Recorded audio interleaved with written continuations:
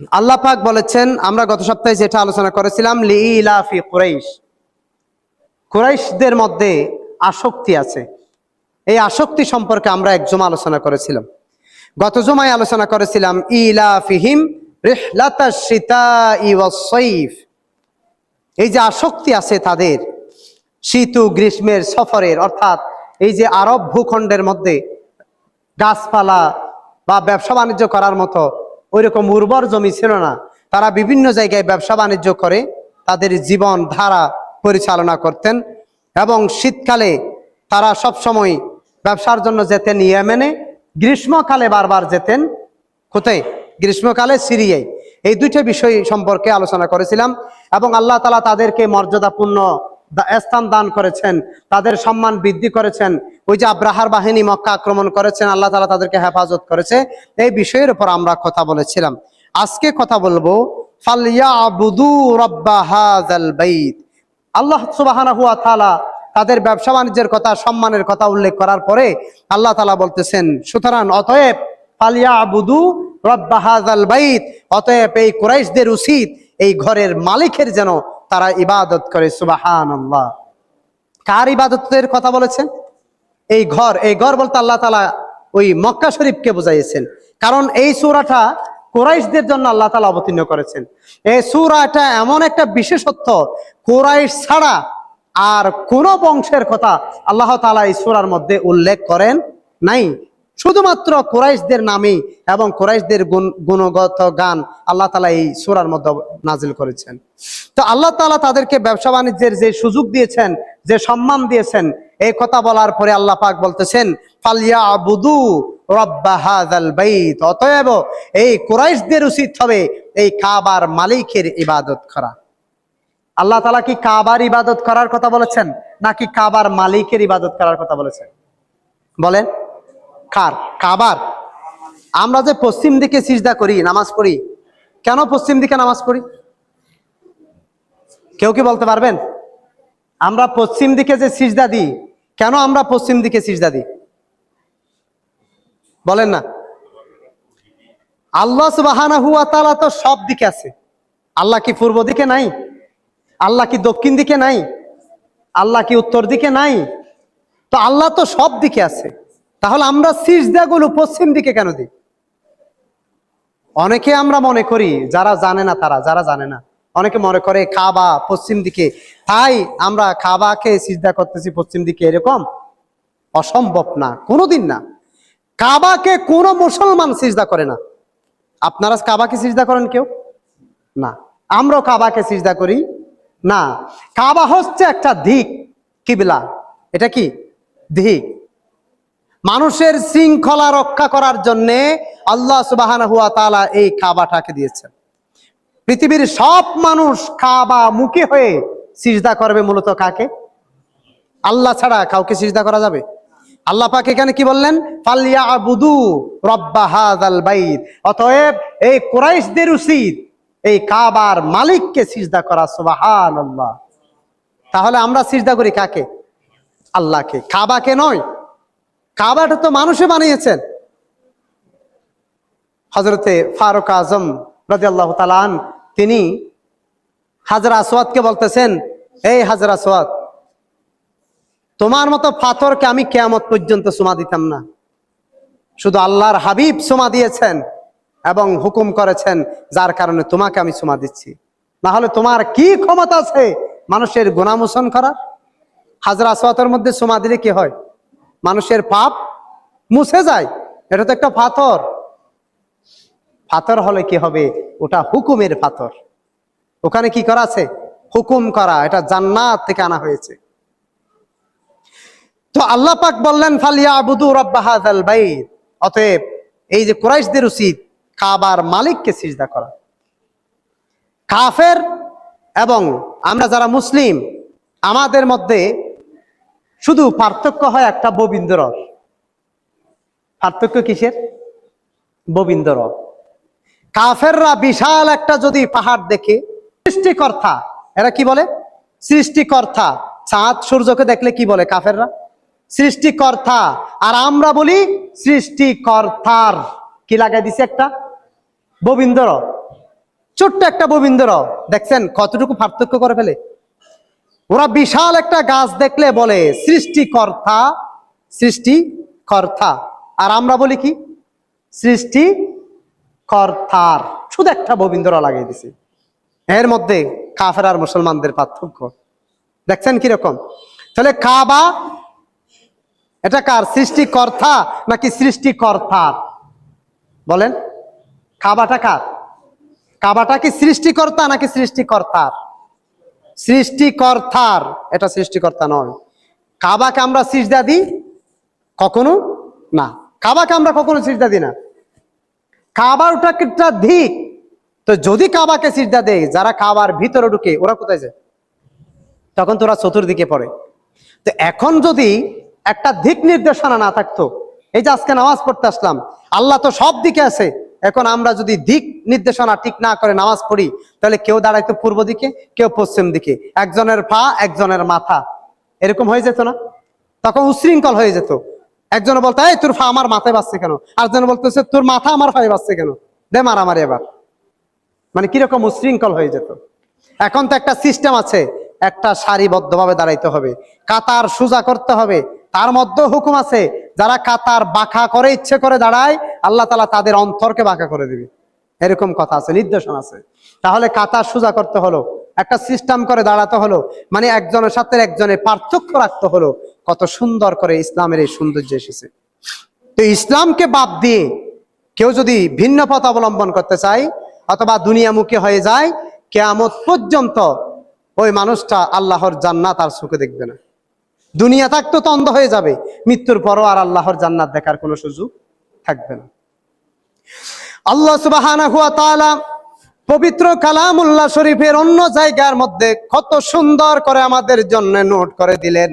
আল্লাহ পাক ঘোষণা করলেন, লা তানফাকুম আরহামুকুম ওয়ালা আওলাদুকুম ইয়াউমাল কিয়ামাহ। আল্লাহ পাক বলতেছেন, তোমার আত্মীয় স্বজন, তোমার সন্তান সন্ততি কিয়ামতের দিন কোনো কাজে আসবে না, বা তোমার কোনো উপকারে আসবে না। এই দুনিয়ার মোহে পড়ে, এই দুনিয়ার লোভে পড়ে আমি আল্লাহ তাআলার হুকুমের যদি অবাধ্য হয়ে যাও, তাহলে বান্দা মনে রেখো, কিয়ামতের সময় আমি আল্লাহ ব্যতীত আর কাউকে তোমরা সাহায্যকারী হিসেবে পাবে না। আল্লাহ তাআলা বলতেছেন, যদি আমরা দুনিয়ার মোহে পড়ে যাই, সম্পদের জন্য মারামারি, এগুলো কার জন্য করি? সবগুলো স্ত্রী পুত্র ছেলে মেয়ে এদের জন্য তো করি। কি বলেন? এখানে আমরা যারা আছি, নিজে খাওয়ার জন্য কেউ মারামারি করে? এর নিজের পেট চায় কতটুকু, অতিরিক্ত যারা চায় হয়তো ওরা করতে পারে। আমাদের চাওয়া কতটুকু, একজন মানুষের খাওয়া কতটুকু? এই মানুষের চেয়ে বিশাল বিশাল প্রাণীর খাবার আল্লাহ তাআলা জমা করা ছাড়াই দিয়ে দিয়েছেন। এমন কিছু প্রাণী আছে যাদের কোনো ব্যাংক ব্যালেন্স নেই, খাবার কোনো ফাউন্ডেশন নেই, কোনো সমিতি নেই, কোনো দান সৎকা করার মতো কোনো কিছু নেই। এরকম কত বিশাল বিশাল প্রাণীদেরকে আল্লাহ তাআলা চালিয়ে নিয়ে যাচ্ছে না? অথচ আমরা, আমাদের কত সুবিধা, আমাদের গ্রুপ আছে, আমাদের সাহায্য করার মানুষ আছে, আমাদের সমিতি আছে, আমাদের ব্যাংক ব্যালেন্স আছে, তারপরেও আমরা কে দিয়ে শেষ করতে পারতেছি না, আমাদের আরো চাই।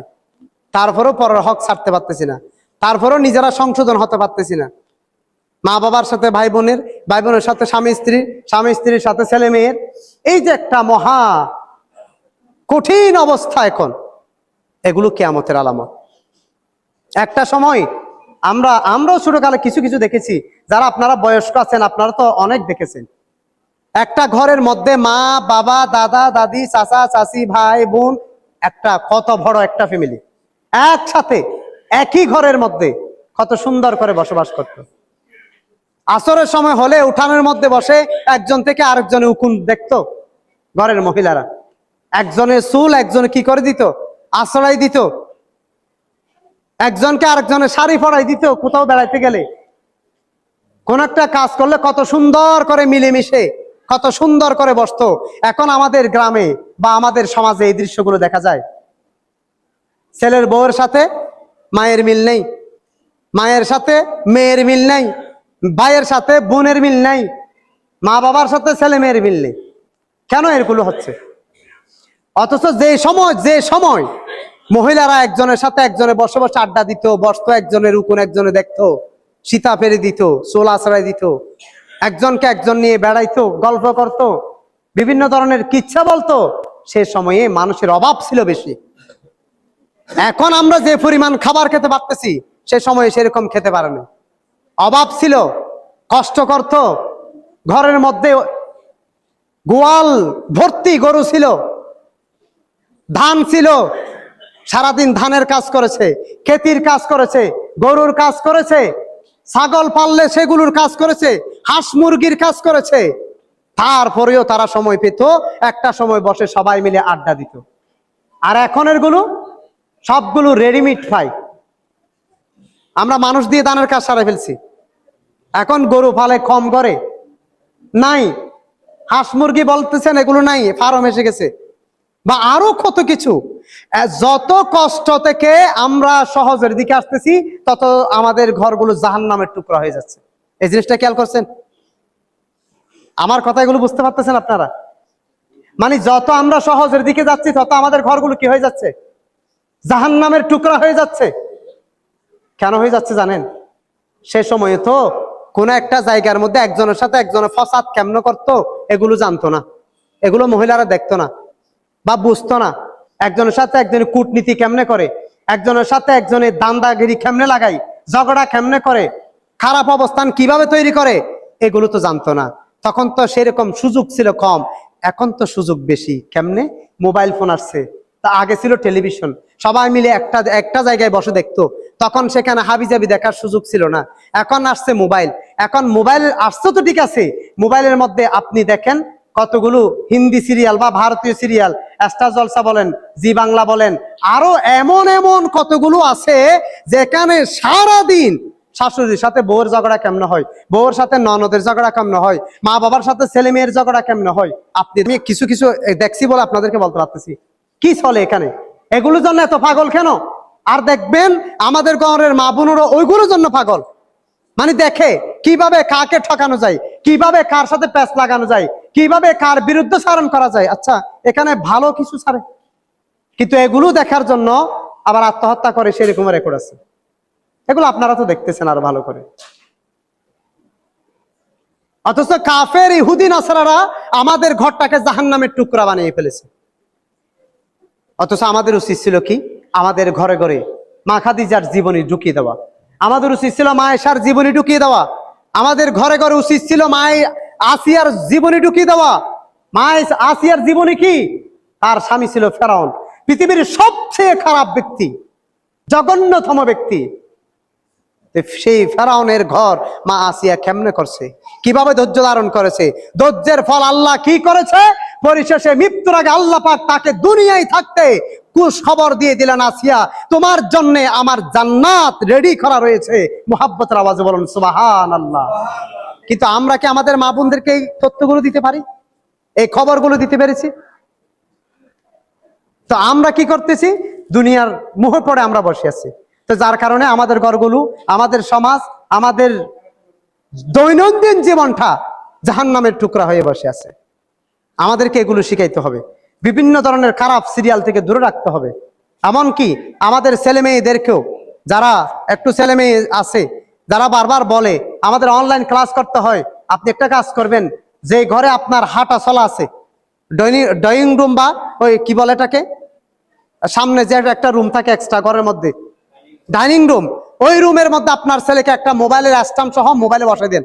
বাবা ক্লাস করবে এই জায়গায়, ল্যাপটপ দেন সেই জায়গায়, নির্দিষ্ট সময় ক্লাস কতক্ষণ থেকে কতক্ষণ আপনারা জানেন, তাকে সেখানে বসাই দিবেন। বলবো যে ক্লাস করবা তোমার রুমের ভিতরে নয়, ক্লাস করবে এই জায়গায়।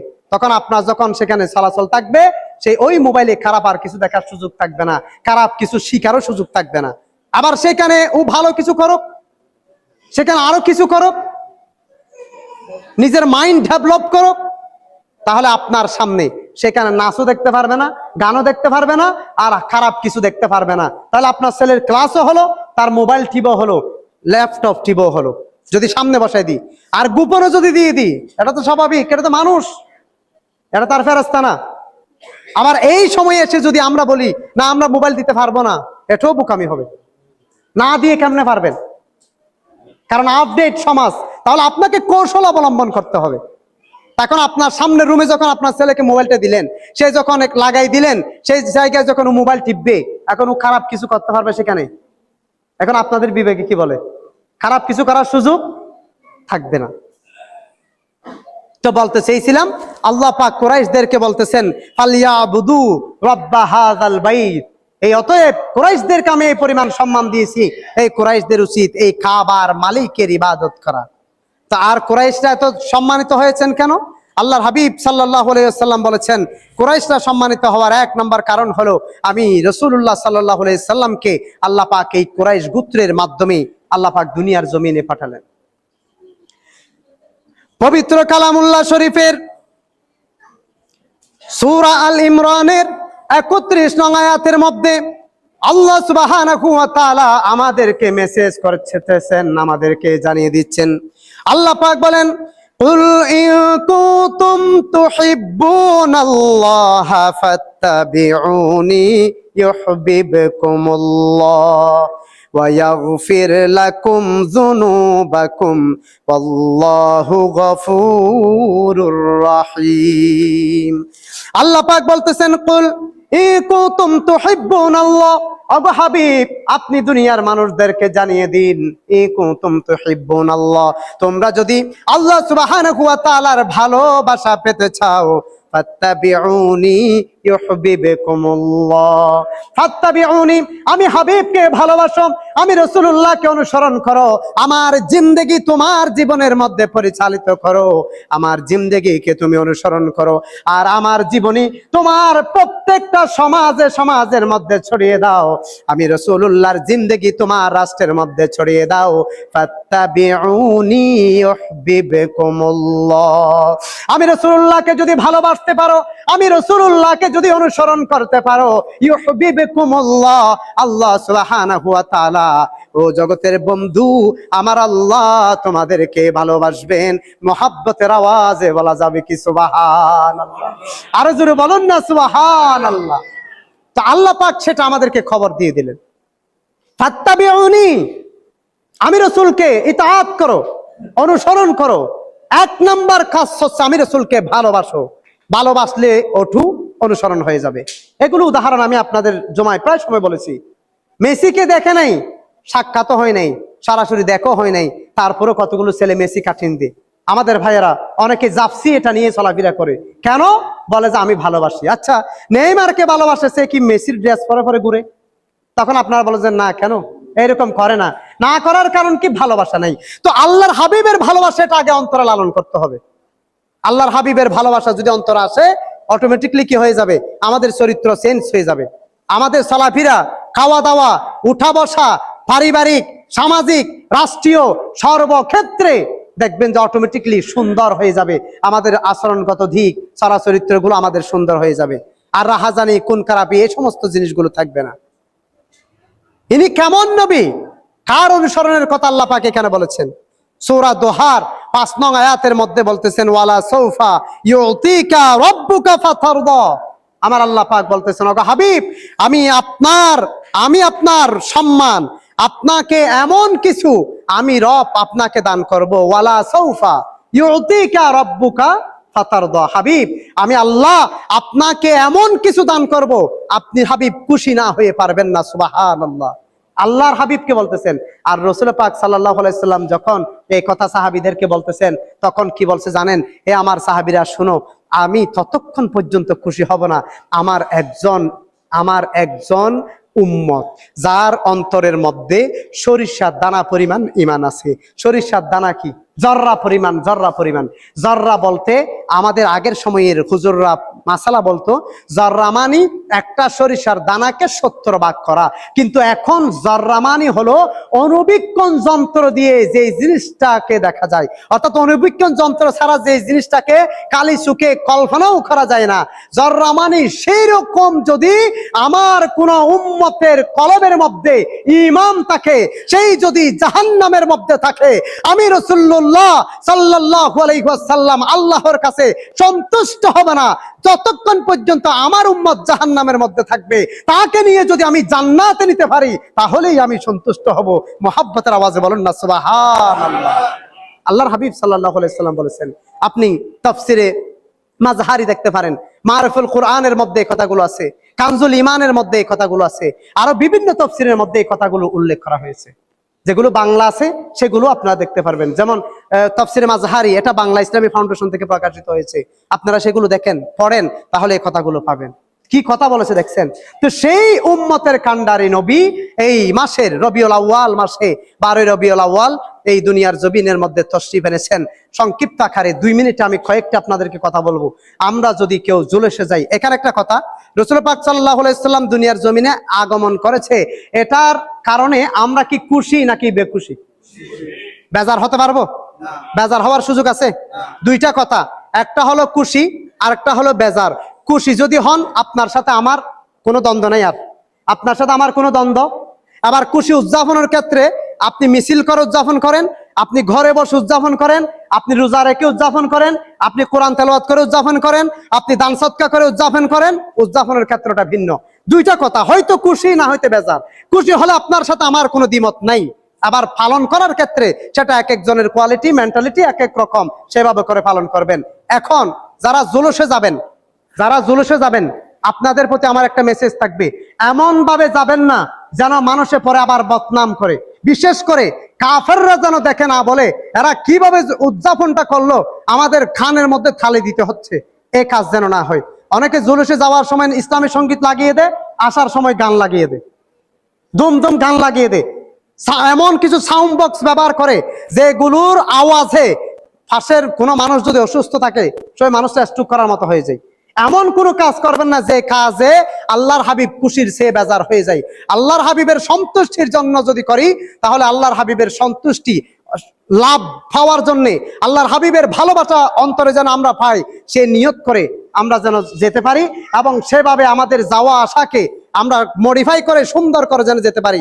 মানুষ বদনামি করে এমন কাজ যেন আমরা না করি, সেগুলো বিশেষ করে মুরব্বী যারা থাকবেন আপনারা সেগুলোর দিকে একটু লক্ষ্য করবেন। পাশাপাশি যেহেতু জুমার আলোচনা আমাদের সংক্ষিপ্ত সময় করতে হয়, আমরা সব সময় 1:15-তে জাস্ট টাইম জামাত আমরা অনুসরণ শুরু করে দিব। যেহেতু বিগত সময়ে আমাকে বলা হয়েছে আমি টাইম একটু লম্বা করে ফেলি, এখন থেকে আর লম্বা করার সুযোগ নেই। আপনারা তাড়াতাড়ি আসলেও আমরা 1:30 আলোচনা শুরু করব, আপনারা দেরিতে আসলেও 1:30 আলোচনা শুরু করব, বরাবর 1:05 আমাদের আলোচনা আমরা সমাপ্ত করব। আল্লাহ সুবহানাহু ওয়া তাআলা এই সূরা কুরাইশের যে কথাগুলো বলেছেন, আল্লাহ তাআলা ইবাদত বন্দেগী করার কথা এবং হাবিবে মুস্তাফা সাল্লাল্লাহু আলাইহি সাল্লামের আগমন উপলক্ষে আল্লাহ সুবহানাহু ওয়া তাআলা আমাদেরকে মুহাব্বত এবং ইবাদত বন্দেগী গুলো করার তৌফিক দান করুক। সকলে মুহাব্বতে বলেন আল্লাহুম্মা আমিন। ওয়া আখিরু দাওয়ানা আলহামদুলিল্লাহ। আসসালামু আলাইকুম ওয়া রাহমাতুল্লাহ। আপনারা